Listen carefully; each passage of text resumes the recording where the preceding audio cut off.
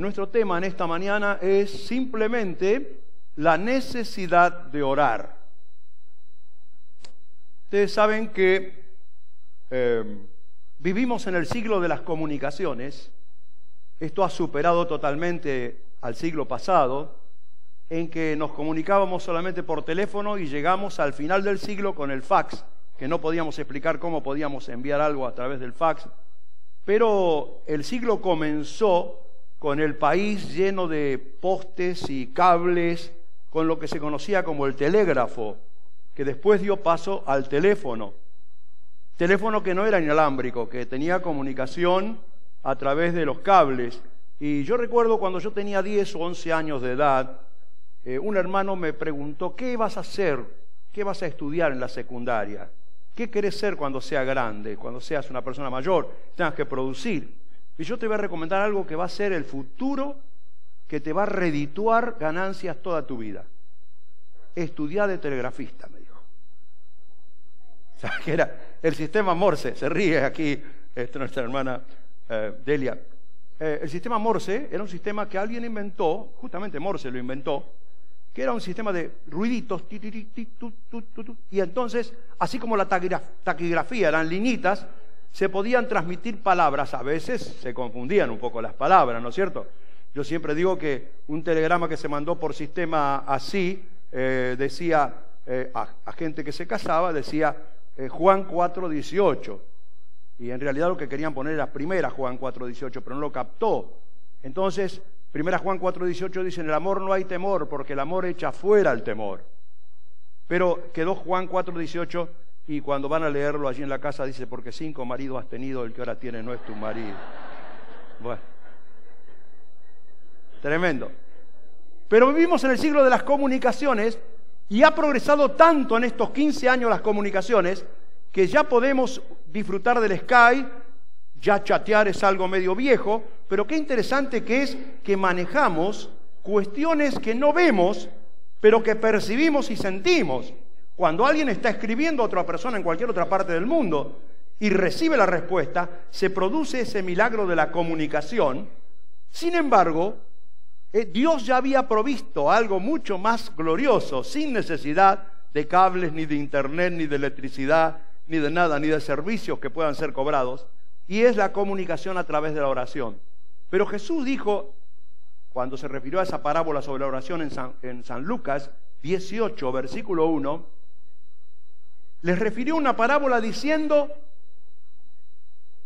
Jesús, estas palabras sobre la necesidad de orar de vez en cuando, los domingos, siempre, y no aflojar, y no desmayar. Fíjense, qué interesante, si Jesús lo dijo, recién decíamos cuando leíamos la porción de San Lucas 10, que Jesús le dijo a María, una cosa es necesaria, a Marta, y María ha escogido la buena parte, la cual no le será quitada. Hay algo que es más necesario que todo, hermanos, más necesario que producir es orar para poder producir. Más necesario que servir al Señor es orar para servirle mejor al Señor. Hay una cosa de la cual no nos podemos despegar mientras estemos aquí en la tierra. Sí nos despegaremos cuando estemos en el cielo, porque ya no será necesaria la comunicación. Ya veremos cara a cara y ya conoceremos tal cual somos conocidos. Pero el Señor dice, y lo dijo en esta parábola, que es necesario. Es necesario. El presidente que teníamos decía, es necesario. ¿Se acuerdan?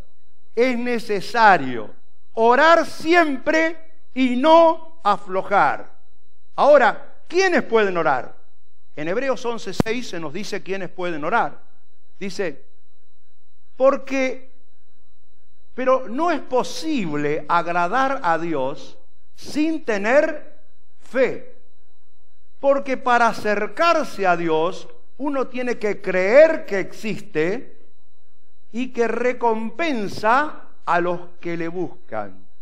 Es decir, es necesario tener fe, creerle a Dios. En primer lugar, creerle a Dios. El cuadro siguiente dice, en primer lugar, tenemos que creerle a Dios, porque solo los creyentes pueden orar y pueden establecer esa comunicación directa con el Señor. El que no le cree a Dios, ¿para qué va a orar? Es cierto que hay gente que ora sin creerle a Dios. Un caso real lo tenemos en la escena de la cruz. El primero que oró fue el ladrón de la izquierda. Si tú eres el Hijo de Dios, una oración con reproche, no con fe, pero con un cálculo de posible situación de respuesta. Si tú eres el Hijo de Dios, desciende de la cruz, sálvate a ti mismo y sálvanos a nosotros. Una oración. Sin embargo, no fue una oración de fe. Jesús ni la respondió. La oración que tenía fe era de aquel que reconocía sus pecados y dice: che, ni vos tenés temor a Dios y estamos padeciendo lo que nosotros hemos hecho, pero ningún mal hizo. Señor, dijo, acuérdate de mí cuando vengas en tu reino. Qué fe, ¿eh? Qué fe. Lo vio rey, con la corona de espinas, lo vio rey. Y el Señor le dijo inmediatamente: de cierto te digo, que hoy estarás conmigo en el paraíso. Creerle a Dios. En segundo lugar, también reconocer que Dios está. Cuando nosotros establecemos una comunicación a través de cualquier red, pensamos que la otra persona que recibe el mensaje está en algún lugar y está percibiendo lo que nosotros le estamos enviando. Es distinto que las cartas. Cuando un novio le escribía la carta a su novia, pensaba en el momento en que la iba a leer, pero todavía no sabía cuándo la iba a leer y tampoco sabía si le iba a llegar. Pero ahora nosotros con la comunicación sabemos que la otra persona está, nos ha dado señales evidentes de que está escuchándonos, y nosotros tenemos que reconocer que Dios está, y no solo que Dios está, sino admitir que Dios responde. Dios responde. Por lo tanto, esta es una condición primaria para poder orar. En segundo lugar, también tenemos que tener en cuenta lo que dice Hebreos 4:16. Dice allí la palabra del Señor: acerquémonos pues con confianza, con fe. ¿A dónde? Al trono de nuestro Dios. Es el trono de su gracia, nuestro Dios que es amoroso. ¿Para qué? Para que podamos hallar gracia delante de sus ojos y Él tenga misericordia de nosotros en su bondad y nos ayude en la hora de nuestra necesidad. Debemos acercarnos. Y ahí viene la consideración del cuadrito siguiente. La oración no es simplemente la expresión de un deseo. Dios no estableció la oración para que nosotros le digamos lo que queremos, lo que deseamos, lo que anhelamos simplemente. Porque si hacemos esto, estaríamos simplemente actuando de una forma egoísta. Ustedes han visto que la gente dice: hagamos cadena de oración, dicen hoy. Hagamos votos, dicen. Sí, votos son deseos. La oración no es simplemente la expresión de un deseo. La oración tampoco es una declaración, o tampoco es ordenar y declarar una respuesta. Así como nosotros no podemos imponer nuestros deseos al Señor, porque el deseo del ladrón que estaba a la izquierda: salvate y salvanos. Queremos bajar de esta cruz, queremos escapar de esta gente, queremos volver a vivir como vivíamos antes, o de una forma diferente. Pero era un deseo. No responde al deseo. Tampoco responde la oración a querer quebrar la voluntad de Dios. No es ordenar y declarar. Nadie puede ordenarle a Dios nada. Algunos utilizan un versículo de Isaías que dice: mandadme acerca de las cosas que queréis, pero en realidad dice: preguntadme, la versión original. No hay ninguna porción en la Biblia que dice que nosotros podemos mandarlo a Dios, que nosotros podemos obligarlo a Dios, que nosotros podemos con la oración torcer su voluntad, mucho menos declarar que ya ha venido la respuesta, porque es una ostentación que va más allá de lo que es la fe sana, genuina y sincera. ¿Qué es entonces la oración? Si no es la expresión de un deseo, si no es ordenar y declarar, es hallar gracia ante los ojos de Dios. Yo me presento, vos te presentás para hallar gracia. Gracias para ese socorro oportuno. Gracias para su ayuda en el momento de la necesidad. Gracias. ¿Se acuerdan cuando una persona se presentaba ante un monarca? No sabía muy bien cómo hacerlo, porque la meta era una sola: hallar gracia. Hallar que la otra persona decía y veía o entendía que su rostro y la expresión de su rostro y sus palabras y su corazón eran sinceras. Bueno, quiero decir en primer lugar que la oración es un misterio. Es un misterio grande como tantos misterios que el Señor tiene en su palabra. Por ejemplo, es un misterio la predicación. Dios no puede salvar a la gente sin que se predique, pero Dios no ha permitido ni a los ángeles el testimonio del Evangelio, sino que nos ha dejado a nosotros la predicación. Fue necesario que Cornelio llamara a Pedro para que le predicara, para que ellos se convirtieran. Sin predicación no hay salvación, porque Dios ha querido salvar a los hombres por la locura de la predicación. Y esto es un misterio.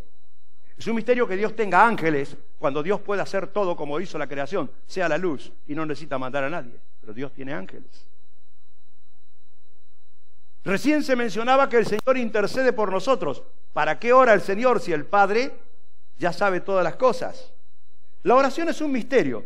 Sin embargo, es el acto más maravilloso del plano espiritual en la vida de una persona. La oración, esa herramienta, se dijo esta mañana, eso que el Señor nos ha dejado como un arma poderosa, nosotros la tenemos como la más sublime expresión de nuestra vida espiritual. Es descubrir y sentir la presencia de Dios y comunicarnos con Él. Saben que por la oración nosotros nos convertimos y nacemos a la fe. Nadie se convierte al Señor sino a través de una oración.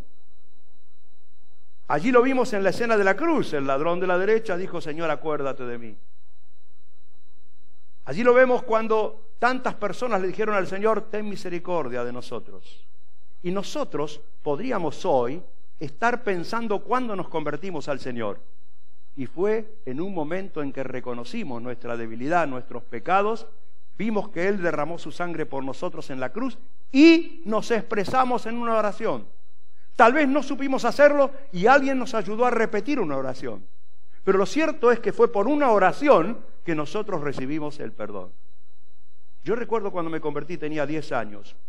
En realidad yo había entendido el Evangelio mucho antes, 7, 8 años, y me había intentado convertir varias veces, pero como que no estaba seguro. Siempre el enemigo te persigue con el germen de la duda. Satanás trabaja con la duda. Así que estaba preocupado en ese tiempo, cuando ya tenía 10 años, cerca de los 11, porque no estaba seguro de mi salvación. Así que un día que había poca gente en la iglesia donde asistía, era una reunión de enseñanza, se le llamaba Ministerio de la Palabra en esa época.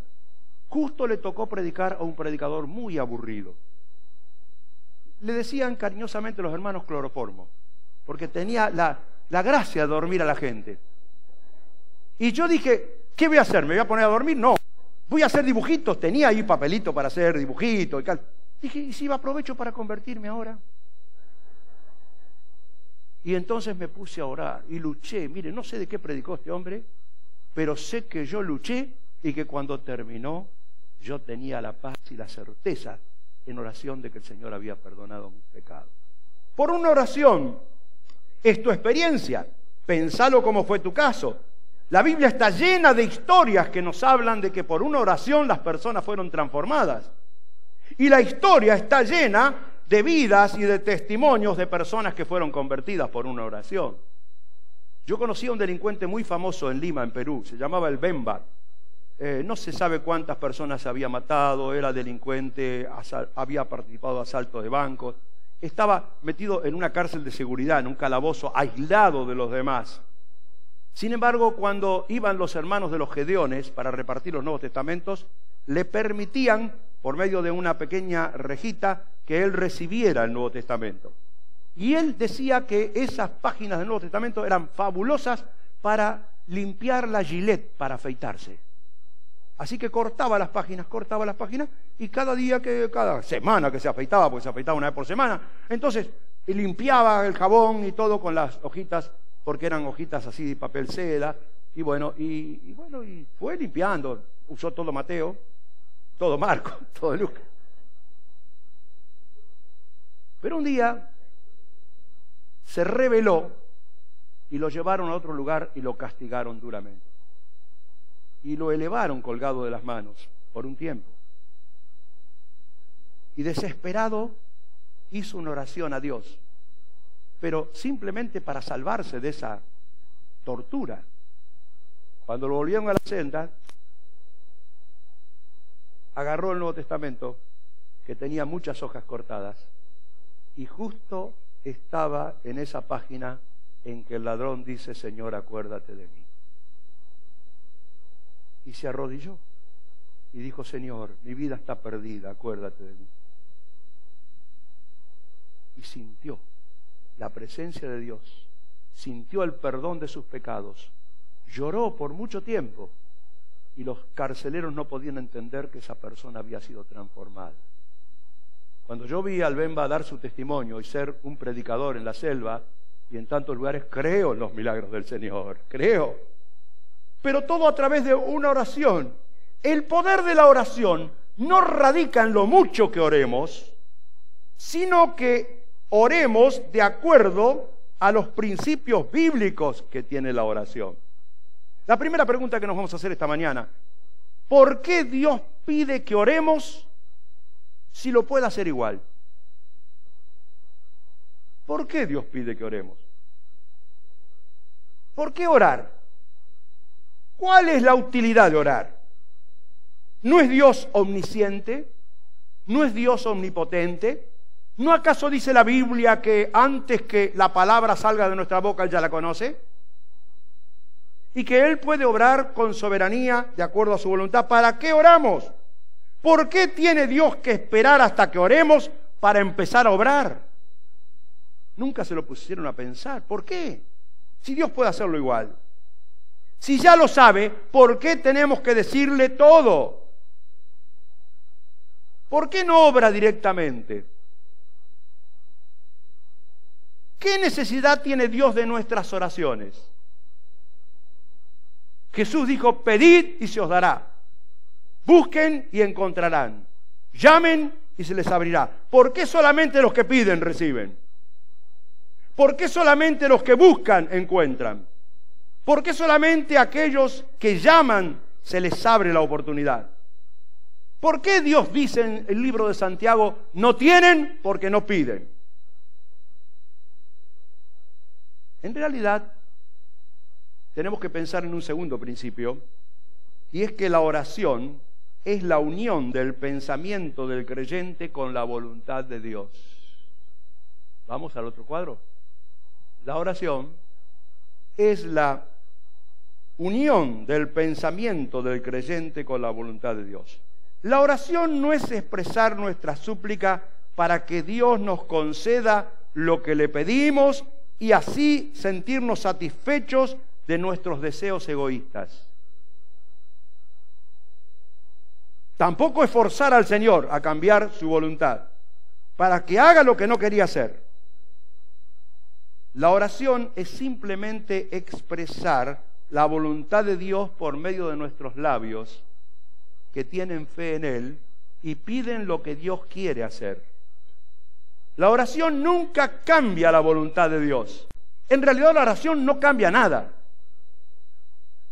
La oración logra lo que Dios ya ha determinado hacer de antemano y destruye los propósitos satánicos.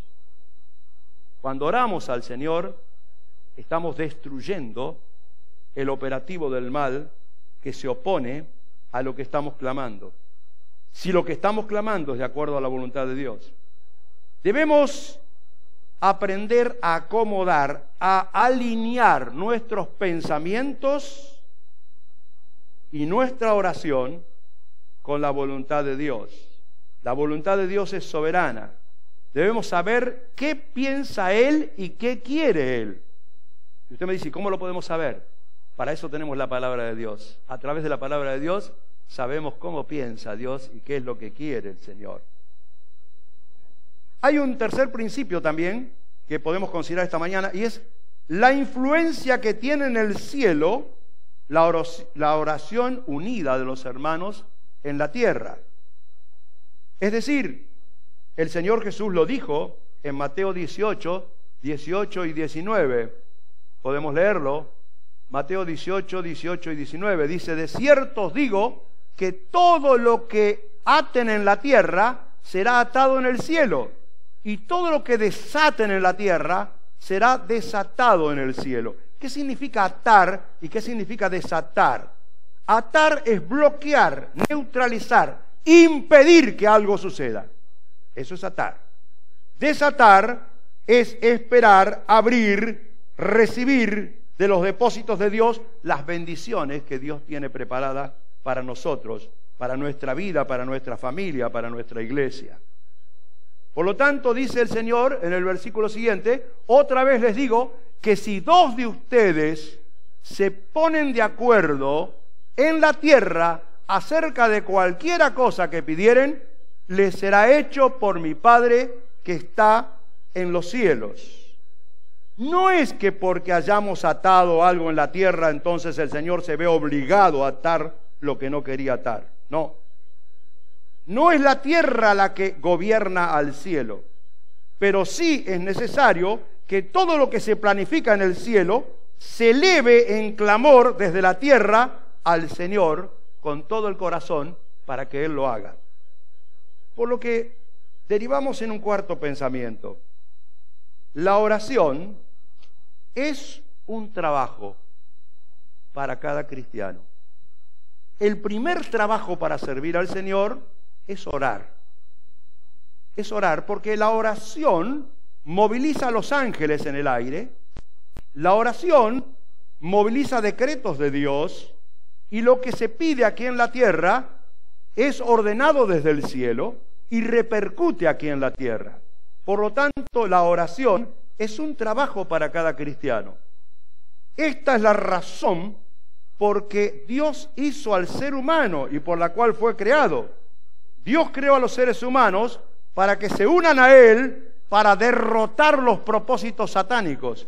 Y la única forma de unirnos a Dios y a su voluntad es a través de la plegaria, de la oración. Por lo tanto, es un misterio grande, pero Dios tiene grandes propósitos expresados en su palabra.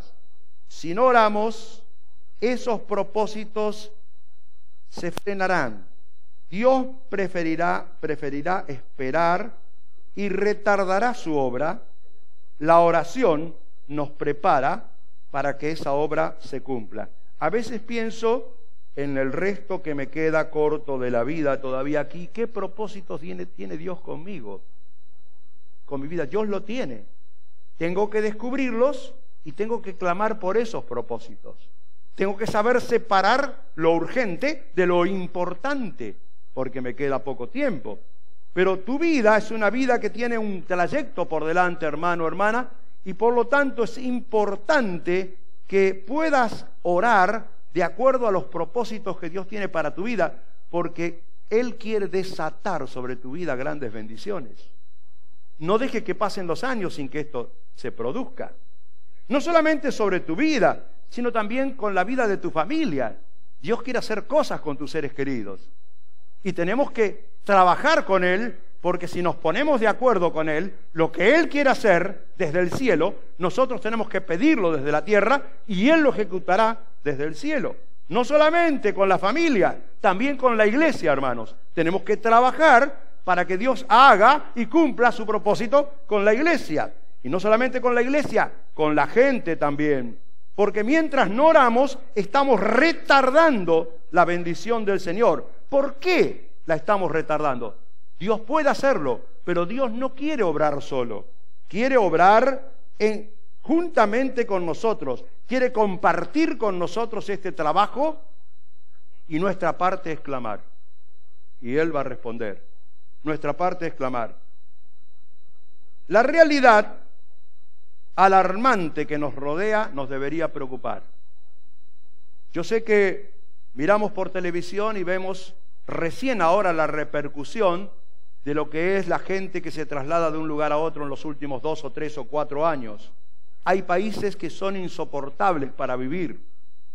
Y hay gente que escapa. Los que escapan son los más pudientes, los que tienen recursos para escapar. No son los pobres pobrecitos quedan en su país sufriendo.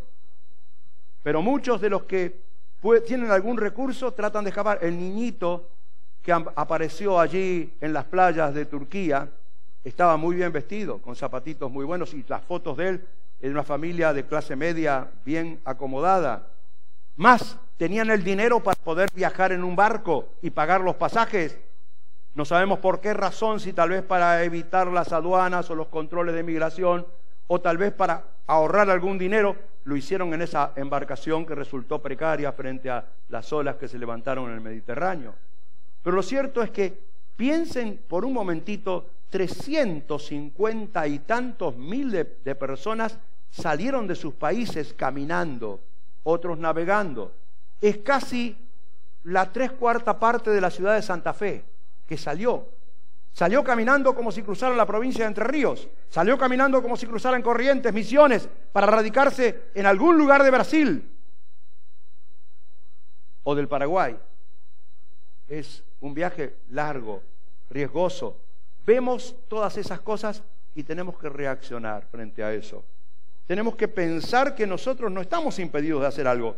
Tenemos lo más importante para hacer. Tenemos la herramienta que es la palanca que moviliza el sentir del Señor por todos los conflictos que tiene la humanidad. Debemos orar por los países que están en tinieblas. Debemos también pensar en aquellos flagelos que someten a la sociedad, porque lo mismo que sucede allá está sucediendo con nuestra gente acá, con la pobreza, con la miseria, con las adicciones, con los vicios, con el flagelo de la inseguridad y de la criminalidad. ¿Cómo podemos atar todo eso? También tenemos que pensar en la incredulidad de la gente que vive en rebeldía, lejos de Dios, blasfemando contra Dios, burlándose de la oración y burlándose de la fe. Hermanos, debemos sentir esa realidad. Por eso, a veces la oración viene como una carga, un trabajo cargado con lágrimas, con angustia, con llanto, porque nosotros no podemos, pero Dios puede. Y Él espera que nosotros clamemos. Por algo dijo el Señor, ustedes son la sal de la tierra. ¿Cómo podemos impedir que el operativo de iniquidad se despliegue totalmente en nuestro tiempo? Es cierto que no vamos a orar contra signos proféticos que tienen que cumplirse, pero es cierto que podemos bloquear, neutralizar y frenar todo ese sentir de incredulidad. No tendremos un avivamiento y un despertar hasta que la iglesia no despierte a descubrir lo necesario que es orar. Orar es trabajar junto con Dios. Orar no es quedarnos en el pensamiento falso.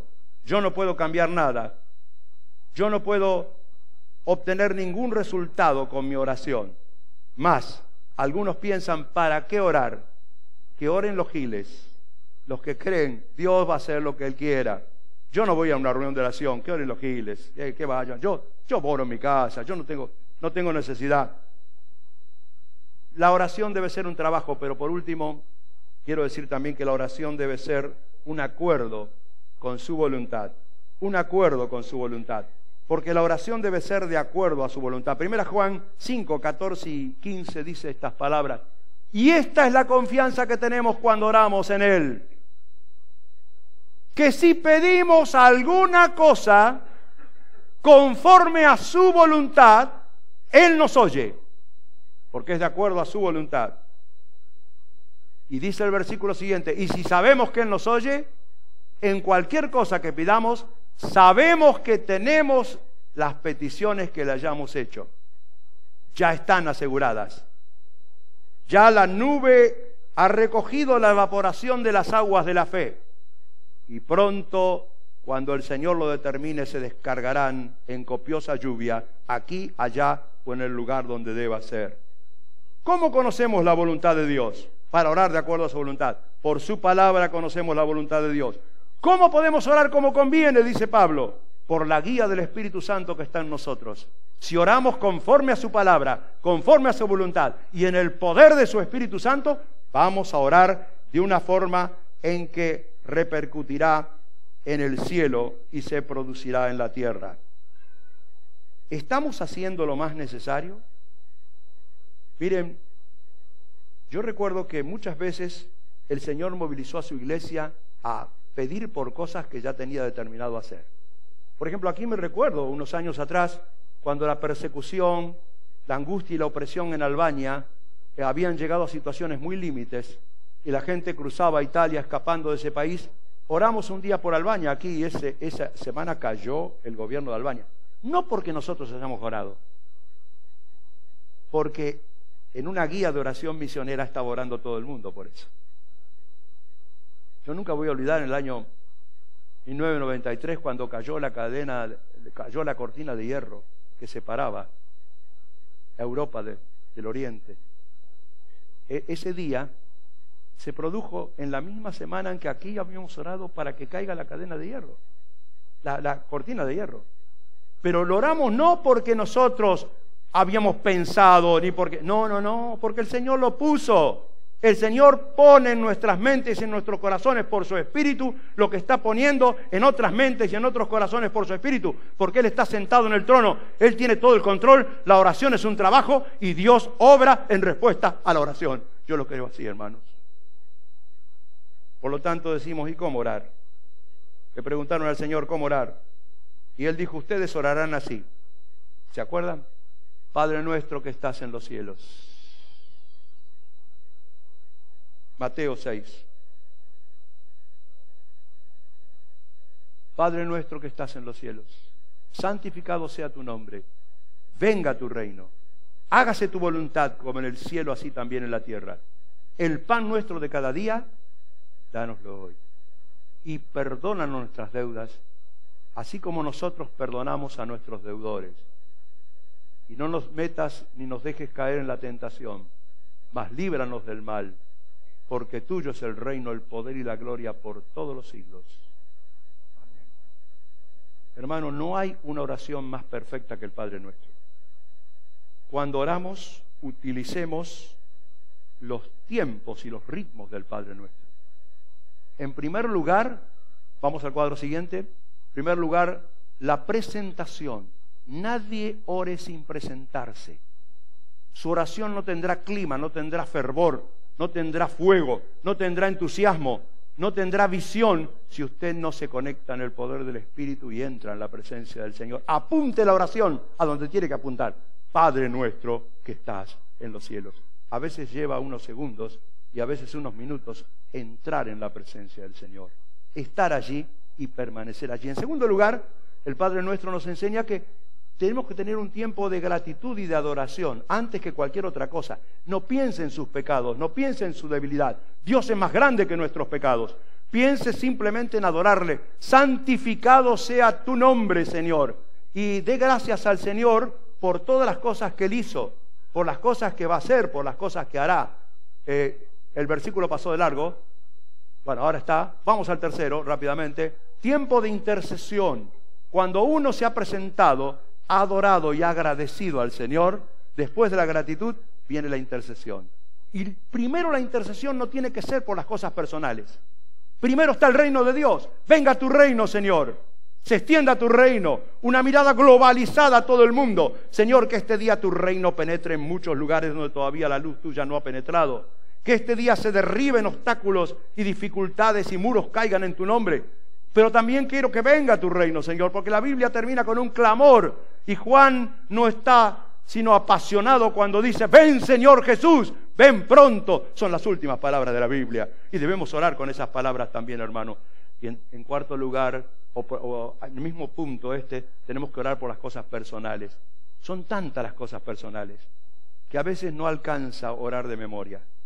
Yo prefiero tener un cuadernito de oración, hermano, y anotar todas las cosas que tienen que ver con mi esposa, con mis hijos, con mis nueras, con mis nietos, con cada uno de los miembros de la familia, porque tengo que orar por todos y por cada uno, con los hermanos de la iglesia, con la situación que se da en las cuestiones, etcétera, etcétera, en las misiones, etcétera, en todo. Es tremendo, uno tiene que repasar eso en oración, porque intercede. Si uno lo pide, está de acuerdo a la voluntad de Dios y Dios lo va a hacer. Y luego, en cuarto lugar, piensa en los recursos materiales, porque estamos sobre la tierra, tengamos los pies sobre la tierra. El pan nuestro de cada día, dánoslo hoy. En cuarto lugar, dánoslo hoy.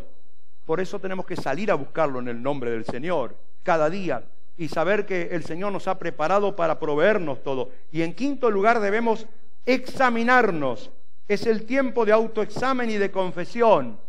Señor, perdónanos nuestras deudas, sí, perdona nuestros pecados. Siempre debemos confesar. Jesús dijo, aunque estén limpios, necesitan lavarse los pies. Siempre debemos confesar y siempre debemos perdonar. Siempre debemos revisar nuestra relación con los demás, porque el perdón horizontal bloquea el perdón vertical. Por lo tanto, debo saber si estoy en paz con todos. Y dice el Señor, orando, perdonad.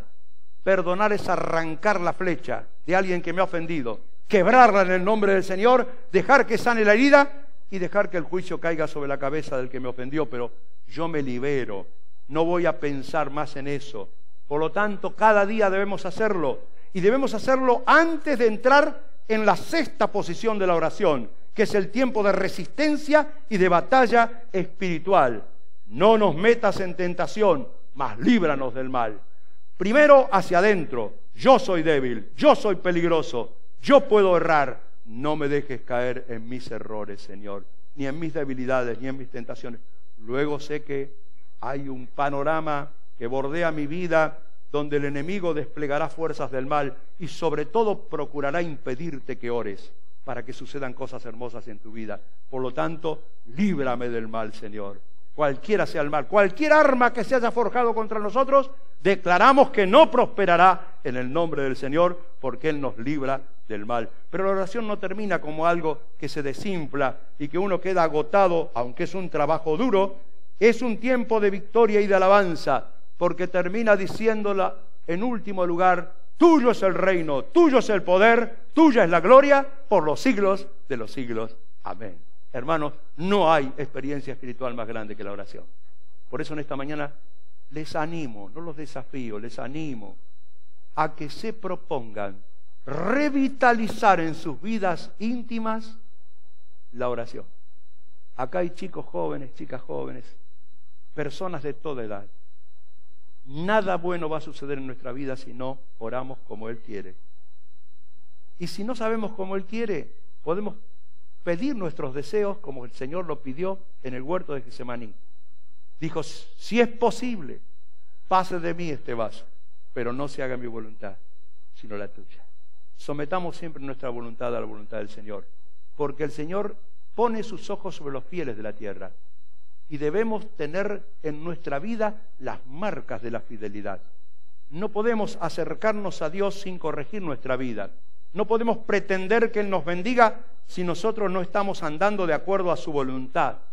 Ustedes saben que yo les hablé unos domingos atrás del decálogo de la calificación más alta que una persona puede tener en la vida, ser considerado fiel. No hay nada más supremo que eso. No hay nada más glorioso que eso. Por eso el Señor cuando nos reciba dirá, bien, buen siervo y fiel, sobre poco has sido fiel, sobre mucho te pondré. Quiero ser fiel. Quiero ser recordado por ser una persona fiel. Procura en tu vida ser fiel. Es lo más importante, ser fiel. Más importante que la santidad es la fidelidad, porque la fidelidad producirá santidad. Por lo tanto, ¿qué significa el decálogo de la fidelidad? Lo repito rápidamente. No descuides la devoción personal. La devoción personal, el contacto con Dios, la vida de oración íntima con Él. No descuides el conocimiento bíblico. Si sos una persona fiel, no descuides la oración unida. Es importante la oración personal, pero cuando la iglesia se reúne a orar, tenés que estar. Tenés que aportar tu llamita de fe. En cuarto lugar, la alabanza congregacional. Nunca faltes a la alabanza congregacional. Su alabanza es en medio de la congregación de los santos. Si bien es cierto que podemos alabar a Dios en casa, pero yo no puedo negarle a Dios un domingo mi alabanza, estando en otro lado, cuando el pueblo está alabando a Dios. Y si estoy en otra ciudad, tengo que ir a cualquier lugar donde su nombre sea honrado y alabado. En quinto lugar, disfrutar de la comunión de los hermanos. Cuando alguien no asiste a la congregación, se está perdiendo la hermosa comunión de los hermanos. Hermanos, esto es algo glorioso que no podemos dejar. Es una quinta marca de fidelidad. Amamos a los hermanos. Esta marca de fidelidad, constancia en la celebración. El Señor pidió que hagamos esto en memoria de Él. ¿Cómo yo me voy a olvidar un domingo de hacerlo? Si Él lo pidió, y los discípulos lo hacían cada primer día de la semana. La alegría en las ofrendas. Las ofrendas no sirven para nada si se hace por necesidad, si se hace por obligación, si se hace porque hay que hacer tal cosa o comprar tal cosa. Las ofrendas deben ser con alegría. Una alegría grande que uno sienta cada vez que ofrenda al Señor. Por lo tanto, cuando uno pide su sobre y está pensando en lo que va a poner, sea poco, sea mucho, sea lo que el Señor propuso en tu corazón y según te prosperó, hacelo con alegría. Practicando la ayuda mutua. La Biblia nos enseña que no podemos cerrar los ojos a la necesidad de los demás, pero la ayuda debe ser mutua, yo por él y él por mí. Nunca te enriedes en la ayuda que va solo para un lado, y personas que reciben y nunca dan. Porque el que recibe lo espiritual puede devolver lo material, y el que recibe lo material puede devolver lo espiritual. Pero si no es espiritual, no hay ayuda mutua. La ayuda debe ser mutua, testimonio del Evangelio. Esta es una marca de fidelidad. El Señor me puso como testigo. Voy a contar lo que Él hizo y está haciendo en mi vida y lo que yo espero que va a hacer. Voy a contar el Evangelio glorioso de la cruz. Y por último, una vida de servicio a los demás. Servicio en laboriosidad en la vida privada, para obtener recursos para la familia, porque dice que el que no provee para los suyos es peor que un incrédulo y ha negado la fe. Y por último también el servicio para el Señor es la persona que pueden decir, en lo que sea cuenten conmigo. En lo que requiere diligencia, no perezosos, fervientes o ardientes en el Espíritu, sirviendo al Señor. Hermanos, se fue la hora, yo también me tengo que ir, ustedes se tienen que ir. No sé si lo esperan los ravioles, los fideos o qué, pero voy a una cosa importante. Esto es necesario. Hermanos, hemos visto algo que es necesario. No te dejes priorizar por otras cosas. Esto es lo más necesario. Tómalo en serio. Separa un tiempo para orar. Si el tiempo no te alcanza, separa 2 tiempos o 3 tiempos. ¿O ustedes por qué creen que Daniel el profeta oraba 3 veces al día? Porque no le alcanzaba. ¿O por qué el Señor oraba en las mañanas y en las noches? Porque no le alcanzaba. A veces no me alcanza el tiempo para orar, pero hermano puede seguir en otro momento y seguir y continuar. Orando sin cesar venceremos. No porque oremos mucho, sino porque oremos de acuerdo a su voluntad. Y para que tomemos la oración como un trabajo en colaboración con Dios. Dios quiere hacerlo, pero no lo va a hacer si no lo pedimos. Porque el Señor quiere actuar así. Porque el Señor ha hecho así. ¿Por qué no se salvan las personas? Porque hay que predicarles. El Señor lo quiso así. Y para que sucedan cosas en tu vida y en la vida de tu familia, hay que orar. Hay que orar. Cerremos nuestros ojos. Reflexionemos un minuto nomás. Personalmente, pensamos, ¿me sirve para algo, Señor, lo que hemos reflexionado esta mañana? ¿No estará aquí la fórmula secreta de lo que me está faltando? ¿No será que no lo tomé tan en serio? Decía nuestro hermano Alberto que él cree que tiene que mejorar su vida de oración. Yo estoy luchando con eso, hermanos. Estoy luchando, soy un viejo que sigo luchando con eso, pero me he dado cuenta de cosas que no me di cuenta nunca antes. Que el Señor lo puede hacer, pero va a retardar de hacerlo si no somos capaces de vivirlo, sentirlo y clamarlo a Él.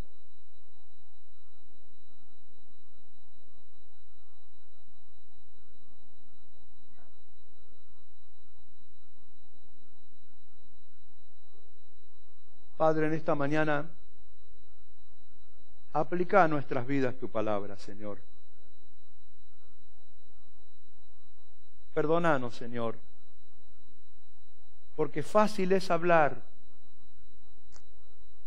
difícil es vivir. Porque el espíritu está presto, pero la carne es débil, Señor. Ayúdanos a ser mujeres y hombres de oración. Que no solo tengamos nuestro tiempo de oración, sino que palmo a palmo, cada cosa que sucede en nuestra vida, paso a paso, sea hecha en oración y para tu gloria. Que salgamos venciendo y para vencer en tu nombre, Señor. que abras puertas y obstáculos se derriben delante de nosotros en nuestro diario caminar. Te lo suplicamos de todo corazón, Padre. Por nosotros, por nuestros hijos, por nuestros nietos, por nuestra familia, por la iglesia, por la situación del país, por el mundo, pero por sobre todas las cosas, por tu gloriosa voluntad, Señor. Gracias, Padre. Gracias. Queremos despedirnos esta mañana levantando nuestras manos en gratitud. A ti, Señor. A ti, Señor. Darte toda la honra, toda la gloria, atribuirte todo el poder. Recibe nuestra adoración y nuestra decisión en el nombre del Señor Jesús. Amén, amén.